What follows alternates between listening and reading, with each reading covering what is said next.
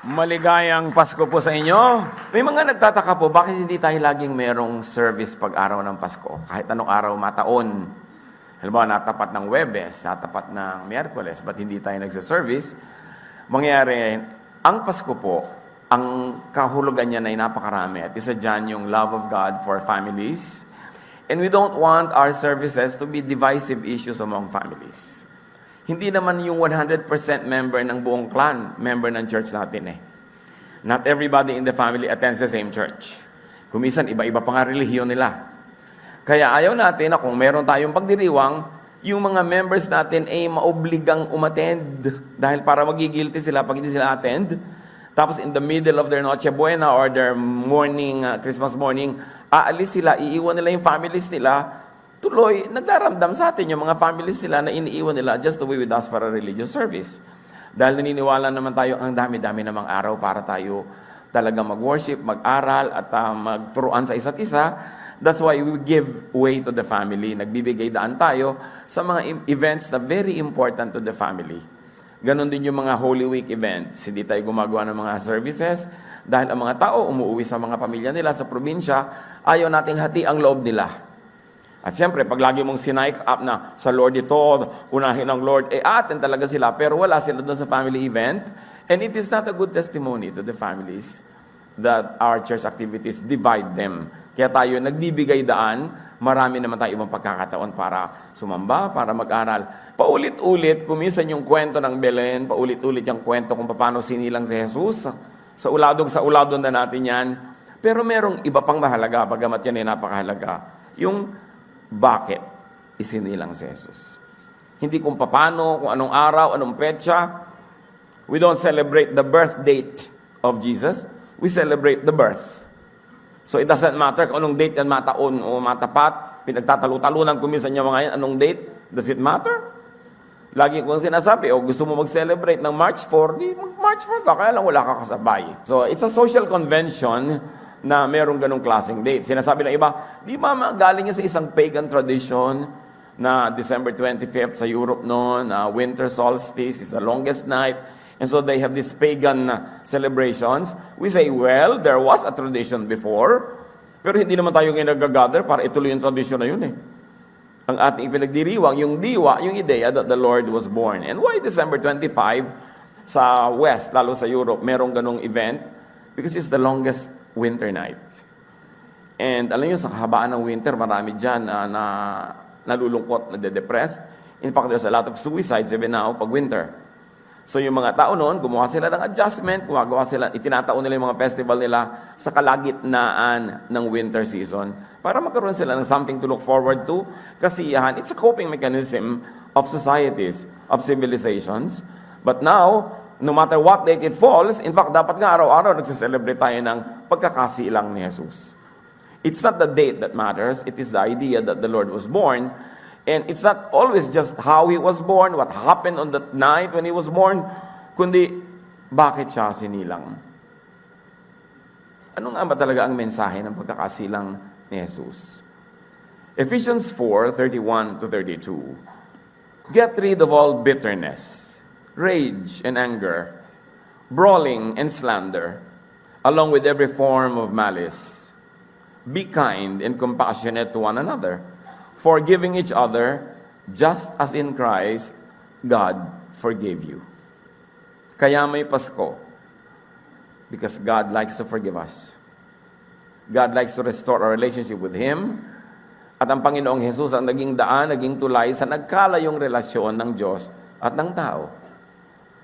Kung araw-araw, taon-taon, nagpapasko tayo, pero meron pa tayong iniingatang galit sa ating puso. Meron pa tayong mga kinikim-kim na sama ng loob. Meron pa tayong pinagtataniman ng galit.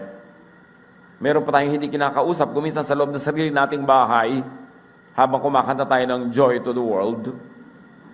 At kuminsan, kasamahan pa nga sa church, habang nagpupugad ang mga galit, sama ng loob at tampo sa ating puso, at nagtatagal siya doon, nababaliwala ang mensahe ng Pasko. Kasi ang Panginoon ang gusto niya tayo ay mapatawad ng Ama, magpatawad tayo sa isa't isa, humingi tayo ng tawad sa ating mga kasalanan, kasi yung kakulangan ng pagpapatawad ay napakabigat na dalahin. ng dibdib. Pag may galit ka, hindi makukompleto ang iyong saya. Pag nagkikimkim ka ng sama ng loob, hindi makukompleto ang iyong saya. Sa mag-asawa na may isa o pareho silang nagkasala sa isa't isa, pag hindi mo pinatawad completely, pero magkasama rin naman kayo araw-araw, matabang ang samahan. Mapakla pa nga, sayang, nagsama pa, kulang ang saya. Kaya ang itinuturo talaga ng Panginoong Hesus, pagpapatawaran. So yan ang atin ngayong challenge at kaligayahan sa celebration ngayon. I like you to think of people na meron kayong pagkukulang sa kanila at magpasya kayong humingi ng tawad in any form, in any way, para matapos na yon. At kung meron na kayo naman yung galit, kayo may sama ng loob, magpatawad na tayo ngayon. Bigyan natin ng kahulugan ng ating pagsasama-sama ngayon na makalaya tayo sa lahat ng uri ng bigat. Bakit? Magpatawad tayo kasi Pasko naman. Panginoon, salamat po at may Pasko. At dahil dyan, maaari naming sariwain ang aming buhay, maaari naming pag-aralan ang aming mga ginagawa, at maaari naming ihanap ng liwanag ang aming mga kadiliman, ituwid ang aming mga kalikuan. Mangusap po kayo sa amin para sa aming pagsasaya, maging malalim, maging malawak at mataas ang kahulugan, na ngayon magpapalaya kayo ng mga tao, Panginoon, mula sa mga sama ng loob, mga galit, valid or not valid, but just the same, these negative feelings affect us. We like to surrender our hearts to you today. Bilang pagkilala ng dahilan kung ba't isinilang ang iyong anak na si Jesus. Kayong mangaral, kayo ang magpagaling at magpalakas sa amin upang gawin ang tamang gawin. Dalangin namin ang lahat ng ito sa ngalan ng iyong anak na si Jesus. The main message of Jesus is forgiveness and acceptance. Kaya dapat yun ang na-emphasize sa Pasko. Sa Pasko, hindi lang, anong ireregalo ko kanino, anong ireregalo ko, kundi sinong dapat kong patawarin na dapat kong regaluhan ng tunay na regalo ng Pasko. Sino ang dapat kong tanggapan ng pagpapatawad at paano ko padadaliin sa kanya yon? Hihingi ba ako ng tawad? Magpapadala ba ako ng regalo? Magpapadala ba ako ng greetings? Para malaman niya, directly or indirectly, na ako'y humihingi ng tawad. Because the main message is forgiveness. God's forgiveness and acceptance of people through Jesus. Acts 13:38-39, I want you to know that through Jesus, the forgiveness of sins is proclaimed to you. Sa pamamagitan ni Jesus, ibinibigay ang pagpapatawad. At yun ang dahilan ng Pasko. Empty ang Pasko na walang kakambal na pagpapatawad at pagpapatawaran. Through Him, everyone who believes is set free from every sin. A justification you were not able to obtain under the law of Moses. So that's the reason. If people would have to obey the law of Moses to be free from sin, nobody could be free because nobody could obey. So Jesus was sent to obey the law of Moses in our behalf. And then to go above it and to set us free from that law. Na napakalinaw na ginawa niya sa pagpapaalaya niya sa mga tao sa law of the Sabbath, sa mga law ng mga dietary laws, mga laws of physical cleanliness, etc., etc. So, pinapalaya tayo. Napakaraming mga batas ang sinunod niya in our behalf kasi hindi natin kaya sundin. At napakarami naman siya mga batas na in-update. Ginawa niya ang interpretation na very loving, very kind, para hindi na tayo laging kulang. Ang ginawa niya, the Lord reinterpreted the law. And the reinterpretation of Jesus is a loving interpretation. Kasi pwede maging unloving ang interpretation of the law. Pwede yan na maging cruel, pwede maging unkind, pwede ka mambato ng kapwa. But the Lord said, I give you one command and that is love. So dapat loving ang application. Pag hindi mo kayang i-apply in a loving way, well, charge it to history. May bago ng law na umiiral, the law of love. Mahiwaga kung paano tayo pinapatawad, kung paano tayo nililinis, pero ang mahalaga, gawin natin yung kaya nating maintindihan. At yun ay pinapagawa sa atin, people's forgiveness and acceptance of others. hindi man natin lubos na maunawa kung paano umaandar yung method ng Panginoon sa pagpapatawad, ang alam natin ganito, pag nagpatawad ka sa kapwa mo, pinapatawad ka rin ng Diyos. At pag hindi ka nagpapatawad, nagiging hadlang yon para ikaw din ay mapatawad ng lubos. Mark 11:25, and when you stand praying, if you hold anything against anyone, forgive them, so that your Father in heaven may forgive your sins. Pag doon nananalangin ka at alam mong meron ka pang kinikimkim na galit, kahinino man, patawarin mo na para patawarin ka rin ng Diyos. At hindi lang sa prayer yon. So if you like to hold Christmas celebrations, or before you do that, magpatawad ka para magkaroon ng kabuluhan ang iyong celebration. It is important that we forgive. The theology of forgiveness of God of all sin is sometimes above us, sometimes beyond us. But the method of how we can be forgiven is very clear. Forgive others, and you get forgiven. And you can operate in that level. Hindi na kailangan maging very profound yung understanding ng mga ideya. I-apply mo na lang on the ground. Be forgiving, and you get forgiven. Jesus likes us to get forgiven by others. Kaya itinuturo niya sa atin, humingi ka ng tawad, pay, restitute, be reconciled with one another. Kasi alam ng Panginoon that life is a lot nicer, easier, more beautiful pag walang galit sa atin. Lalo kung malapit sa atin yung mga yon. Kaya tinuturuan niya tayo magpakumbaba, humingi ng tawad, para walang hidwaan na nagaganap. Matthew 5:23-24.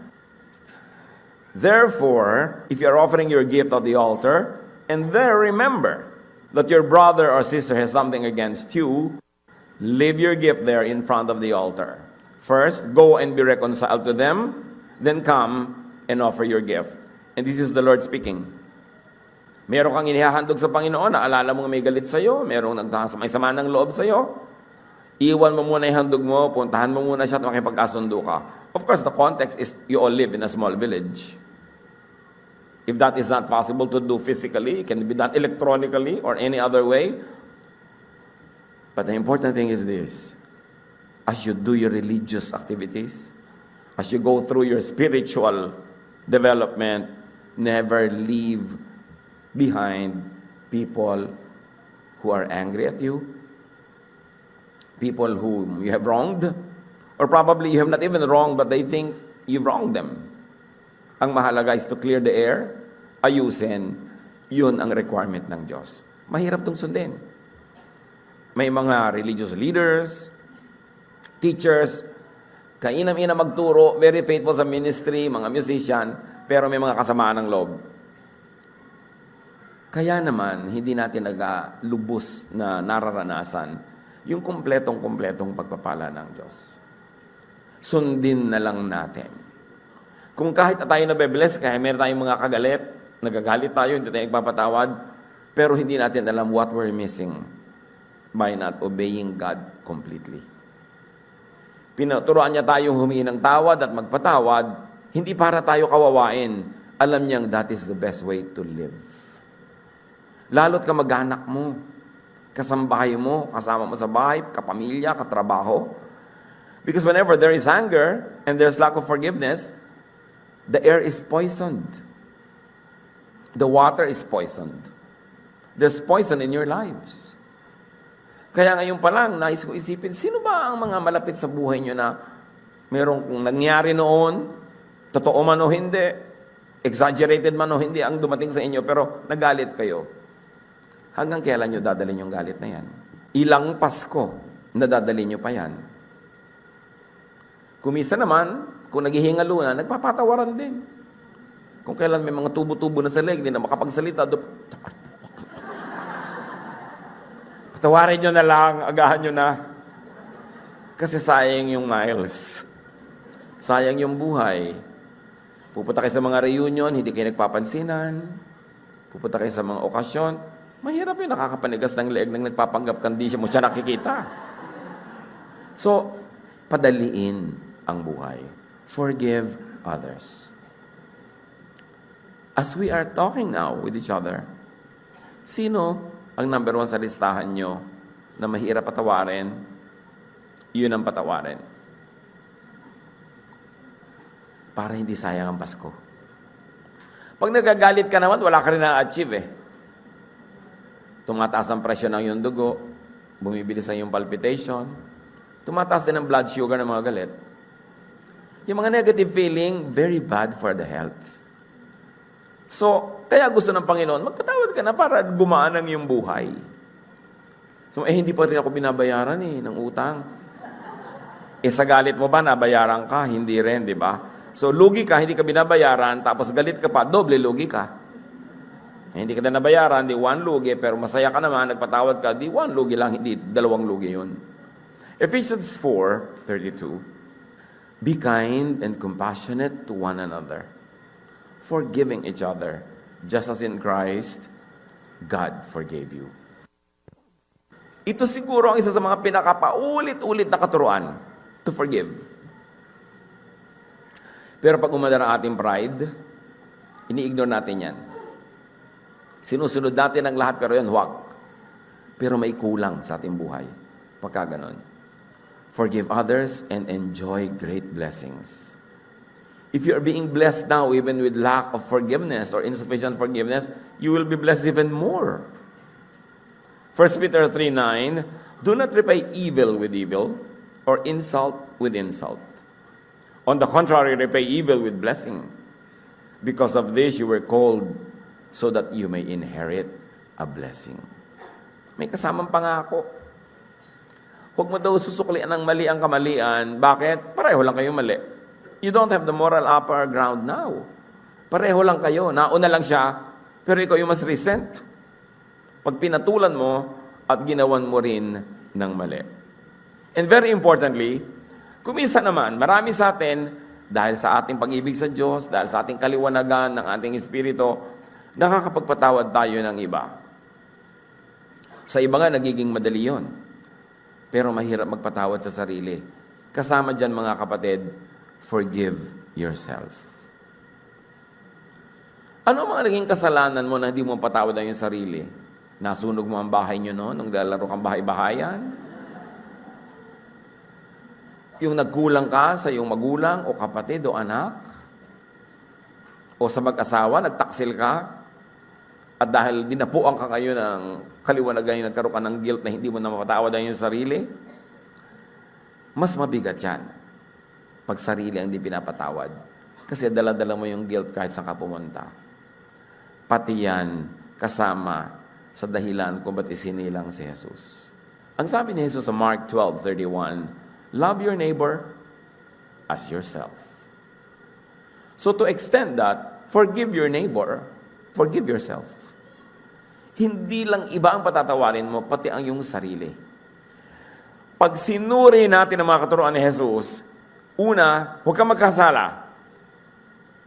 Pangalawa, nagkasala ka na, wala na tayong magagawa, nagkasala ka, humingi ka ng tawad, patatawarin ka ng Diyos. Pagkatapos, hindi lang yon, ayaw niyang may dala kang guilt. Gusto niya burahin yung guilt. That's why the blood of Jesus washes all our sins. It is not enough that you know that you were forgiven by God, that you were forgiven by your wife, or by your son, or by your mother. You must also forgive yourself so that the burden will be lifted up. And the rest that God wants to give you will be yours. Sabi ni Jesus, come to me all of you who are tired and heavy laden, and I'll give you rest. Learn from me. I am humble at heart. My yoke is easy. My burden is light. You will find rest for your souls. Ang gusto ni Jesus, tayo yung mapahinga. Meron pa ba kayong daladalang guilt? Kung naihingin nyo na yun ang tawad sa Diyos, at kung kasalanan sa kapwa, naihingin nyo na ng tawad, patawarin nyo na rin yung sarili, yan ang gift na ibigay nyo, kung may dinadala pa kayo. Mahirap mabuhay sa guilt. Alam nyo ng Diyos.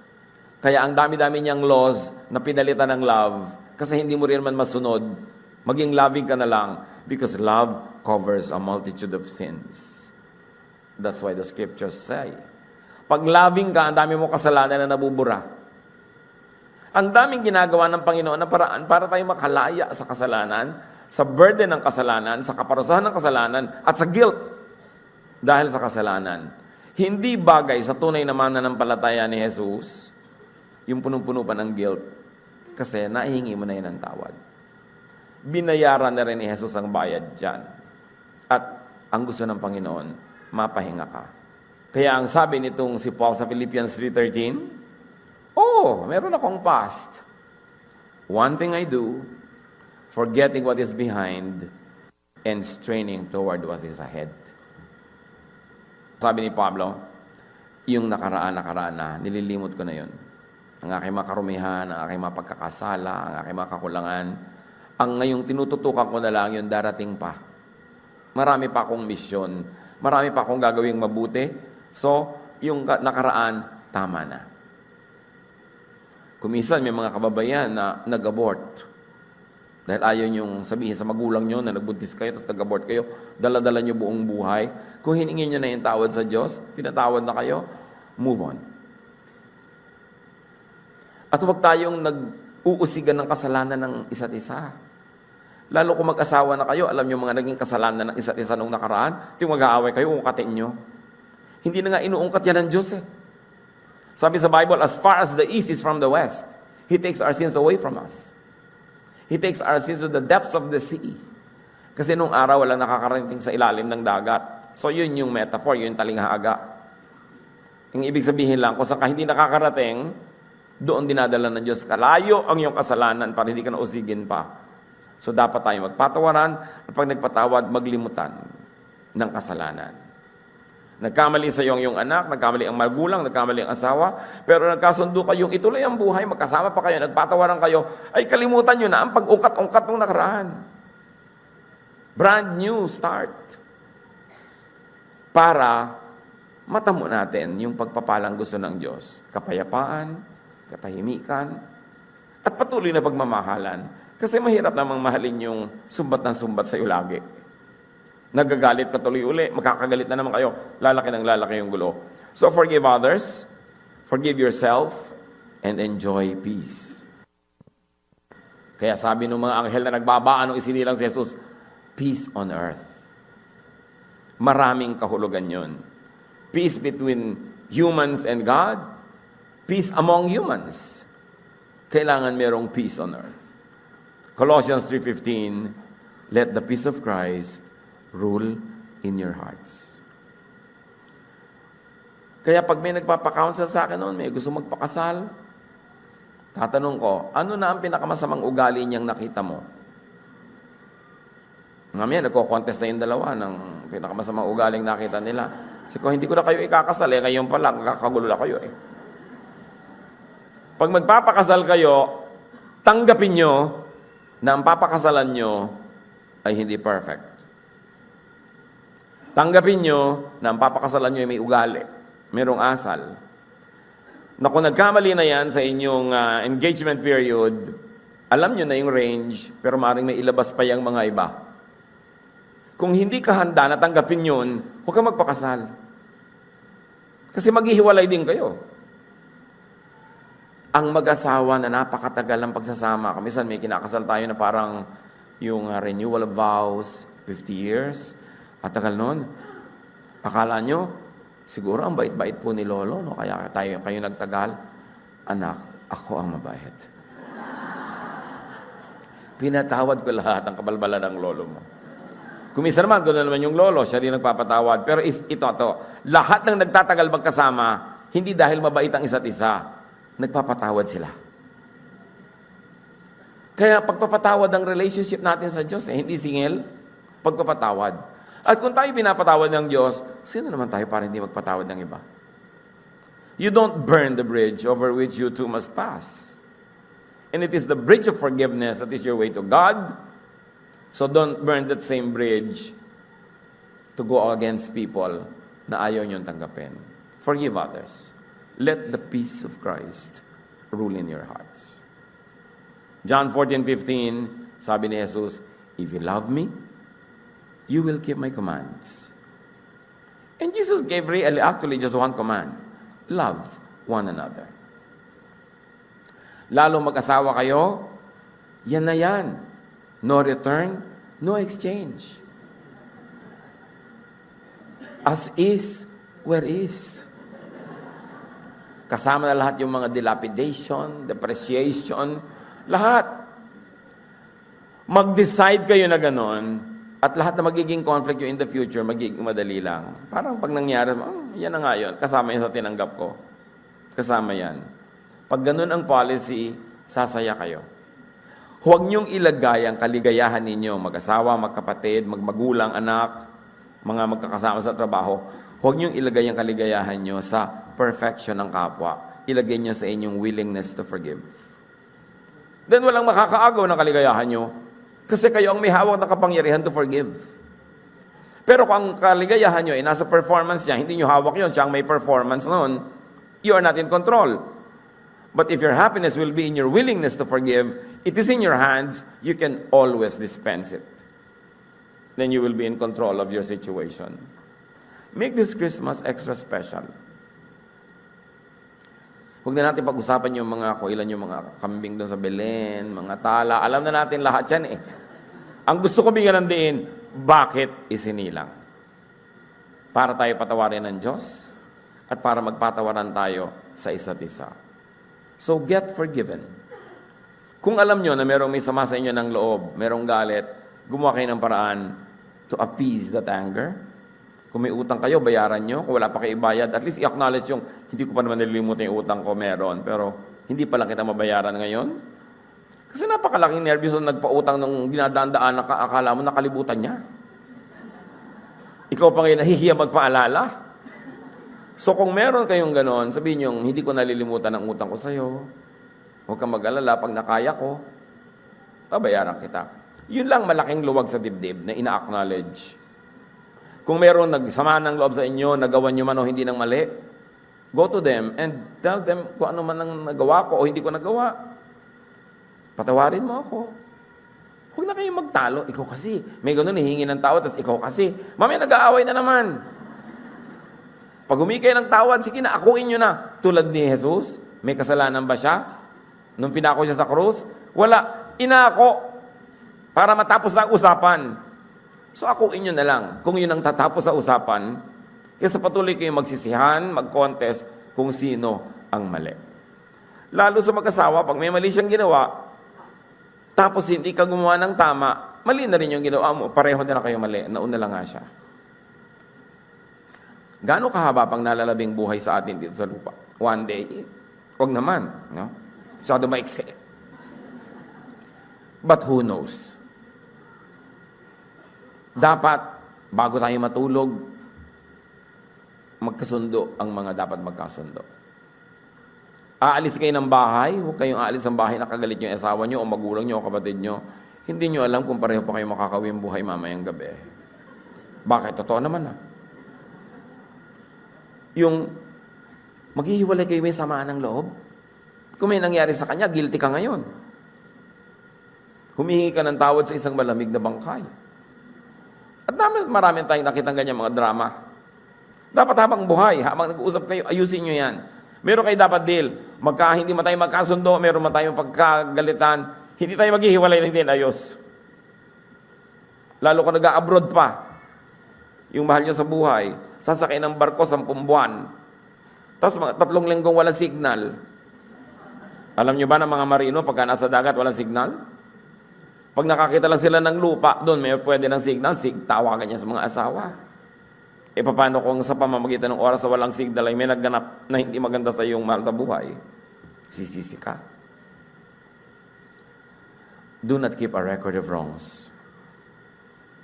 Always pay when you can and if you must. And always forgive. Dapat sa accounting nyo laging zero balance. Dapat. Laging ganon. Kasi ganoon ang Panginoon sa atin.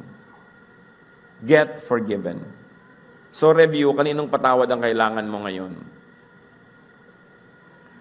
Make that decision kung wala siya ngayon. Pero kung nandito ngayon, katabi mo, pisilin mo ng konti ang palad niya na ibig sabihin nun, humingi ka na ng sorry. Ibig sabihin, may mag-asawa niya magkatabi, nag-aaway. Review and seek forgiveness. And if you can, and if you should, restitute. It's not enough to say sorry when you can do something more. Restitute. Isa pang review mga kapatid, sino ang dapat mong patawarin Yan, the power is in your hands. Mas madali. Forgive na. Ngayon na. Huwag mo na ipagpaliban. Huwag mo nang tagalan.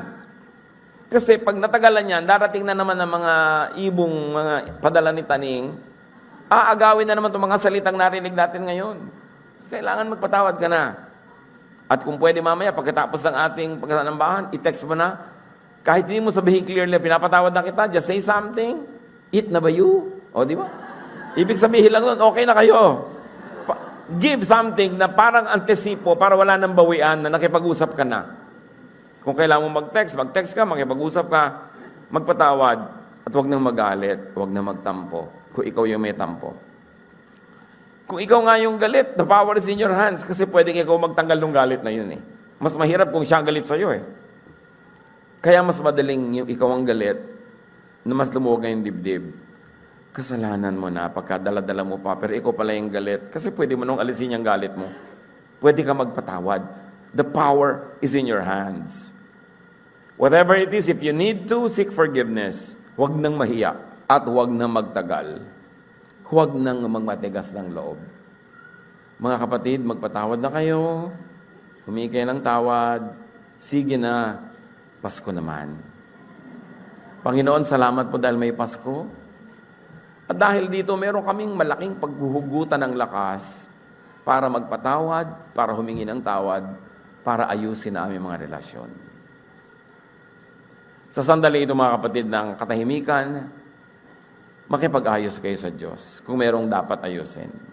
Kung meron kayo hindi pinapatawad ng matagal, patawarin nyo na at sabihin nyo sa Lord, Lord, pinatawad ko na po. Yun ang report nyo sa Lord ngayong Pasko. At kung meron kayo dapat hinga ng tawad, make this firm resolve that you will do it as soon as you can. Lord, hear the prayers of your people. Ang dalangin namin, magpalaya kayo ng mga anak nyo na narito ngayon. Hindi aksidenteng narito sila, gusto mo silang palayain. Kung may bigat ng dibdib, kung may dinadala mga sama ng loob, at kung merong pagmamatigas at ayaw magpatawad, lahat kami, Panginoon. May our hardness melt in the presence of your love. May the dark parts of our soul be brightened up by your light. Tapunan mo ng liwanag, Panginoon, ang mga madidilim na bahagi naming buhay. Palakasin mo ang aming mga puso't isip na gawin ang tama. Makipagkasundo, magpatawad, humingi ng tawad. At kung meron man, hindi kailangan gawin to dahil wala silang galit. At kung meron man na walang nagagalit sa kanila at hindi nila kailangan humingi ng tawad, salamat sa napakagandang buhay na naipamuhay nila sa nakaraan. Subalit sa karamihan, Panginoon, kailangan namin ng iyong lakas para masunod ang lahat ng ito at maging totoo sa aming buhay ang diwa ng Pasko. Magbulay-bulay, think of people that you have to forgive and forgive them now.